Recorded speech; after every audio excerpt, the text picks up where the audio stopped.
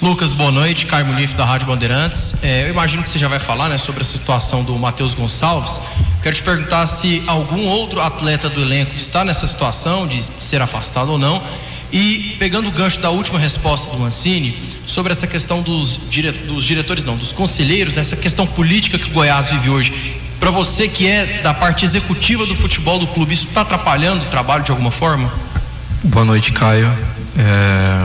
Em relação ao Matheus, é um ponto, acho que vem sendo diariamente aí, desde do ocorrido, veiculado em várias páginas, e é a primeira vez que eu vou falar oficialmente pelo clube em relação a isso.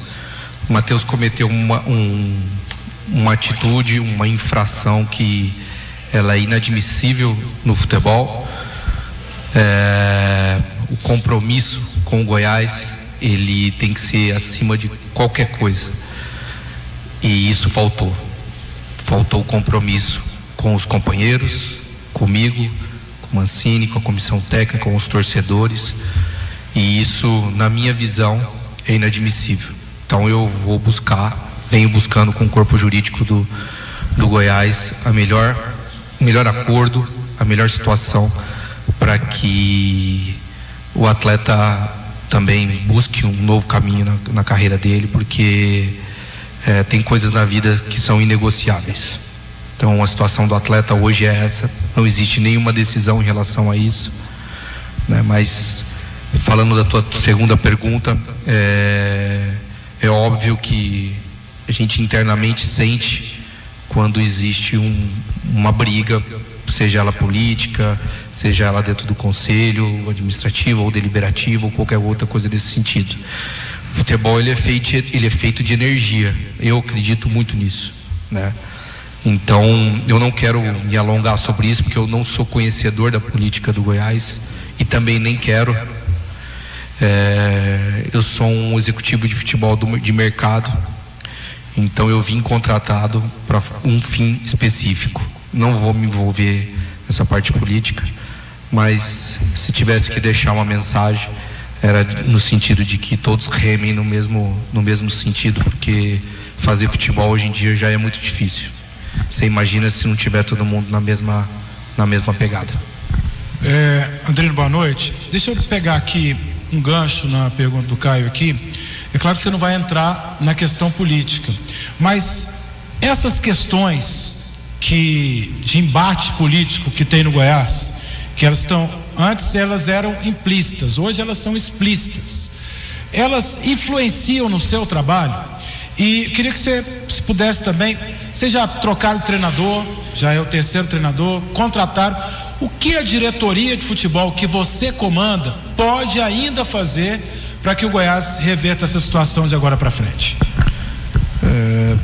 Com certeza, qualquer briga política ela interfere no clube. Não tem como dizer que não, porque como o professor Mancini acabou de dizer, não tem como blindar 100%.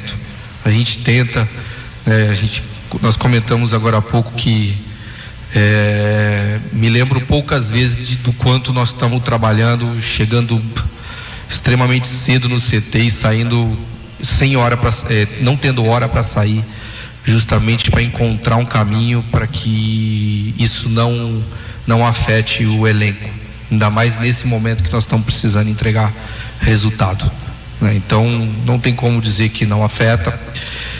Eu, graças a Deus, desde que eu cheguei, e eu comentei isso com vocês no dia que eu sentei aqui na primeira vez, eu tenho autonomia no meu trabalho, eu não tenho interferência, né? Nem do conselho de administração, nem de ninguém. A única pessoa que eu me reporto é o Luciano Paciello, que é o CEO, e trato tudo internamente com a comissão técnica. Então, assim, interferências não existem, e eu venho falando isso desde quando eu cheguei. É óbvio que brigas políticas elas causam outros tipos de problemas, né?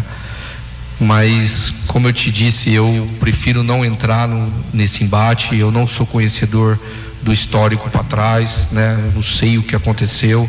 Eu estava vivendo em um outro momento, em um outro estado. Então, não quero dizer aqui quem está certo ou quem está errado. Mas volto a dizer que politicamente o Goiás precisa um pouco de paz. O que a gente vem fazendo diariamente, que é tentar fazer com que isso não chegue ao CT, explicar para os jogadores que toda mudança, depois da morte do seu Wiley Pinheiro, é óbvio que o clube vem passando por uma transição, né? Ele era administrado de uma forma e agora ele vem tentando encontrar um novo caminho, uma nova gestão, mudança do estatuto. Tem pessoas que são a favor da mudança do estatuto, tem outros que são contra. O conselho ainda diverge bastante, né, sobre isso, mas o que o Goiás precisa é encontrar um caminho de paz politicamente, para que as coisas também fluam de uma maneira mais tranquila e a energia seja um pouco mais positiva. Lucas, boa noite. Também duas colocações para ti. A primeira, ainda também pegando o gancho do que o João Bosco Luz falou hoje pra gente. Ele colocou, vai dar o gancho para a pergunta, né? Ele entende que no Goiás falta mais cobranças junto ao elenco. Até nominou no caso do Galhardo, que é um baita jogador e não rendeu no Goiás por falta de cobranças. Aí que vem a colocação. Pelo menos para nós que estamos aqui de cá, né? Nós não estamos no dia de Goiás mais. O Goiás se fechou nos últimos anos para a imprensa. Não é com você não, tá? Nos últimos anos o Goiás se fechou para a imprensa. Então nós que estamos de cá, temos a impressão que você é um cara educado, polido, sabe? Bem tranquilo. Da mesma forma o Mancini. Tem cobrança internamente para o elenco forte no dia a dia do Goiás? E um outro ponto contigo, no clima da imprensa, nos últimos jogos não estamos tendo mais as coletivas pré-jogo, as coletivas pré-jogo. É uma decisão sua? Se é sua, por quê? Deixa eu só falar uma coisa antes dele responder. Nós somos educados sim, mas não quer dizer que nós não sejamos enérgicos. Disso vocês podem ter certeza. Exato, o professor acho que respondeu bem. Esse meu jeito aqui que vocês veem muitas vezes porque hoje eu represento o futebol do Goiás e a minha educação me trouxe isso, mas o meu dia a dia não é assim. O meu dia a dia é sim de cobrança, o professor tem acompanhado.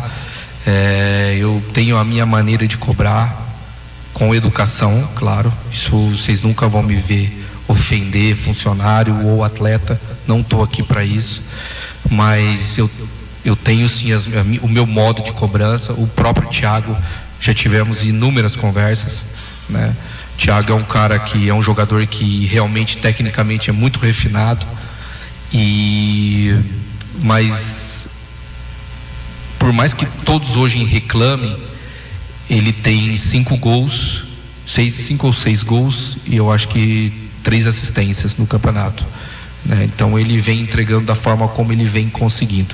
O Thiago nunca faltou em treino, o Thiago nunca deixou de se aplicar, e todo mundo tem o direito de viver momentos bons e momentos ruins no futebol. Isso acontece, mas não falta empenho do atleta.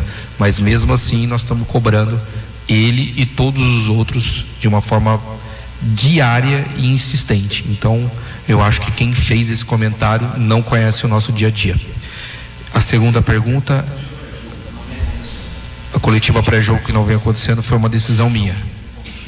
O meu motivo foi o seguinte, que muitas vezes o que é dito pré-jogo, depois do resultado e depois de tudo que acontece,